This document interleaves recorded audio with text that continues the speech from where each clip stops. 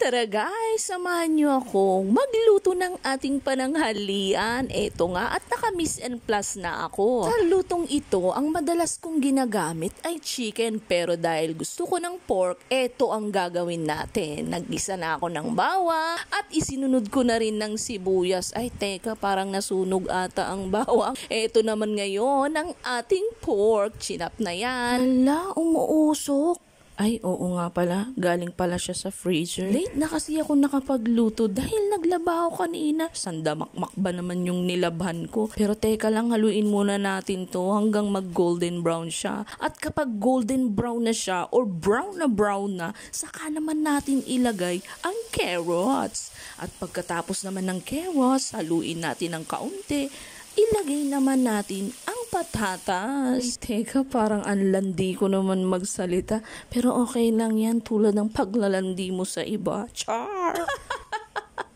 O masaya ka naman sa ginagawa mo. Teka, parang napanood ko na to eh. Parang kinain na ako ng sistema ng linlang. Char!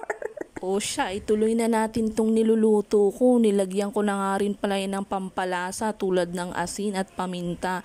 At nilagyan ko na rin ng tubig. Saka ko siya tinakpan kasi papakuluan natin siya. Para naman lumambot ang karning baboy kasama ang patatas at ang carrots. At ayan, pagkatapos kumulo, binuksan na natin siya at eto na, ilalagay na natin ang ating tomato sauce. Ay hala, teka, mali pala yung natirang gulay pala na Baguio beans at bell pepper. Ano ba yan? Saka natin siya halu-haluin para magpantay ang pagkaluto ng mga gulay. O ayan, malapit na namang maluto ang ating pananghalian. May ulam na naman tayo na mas masarap pa kesa sa'yo.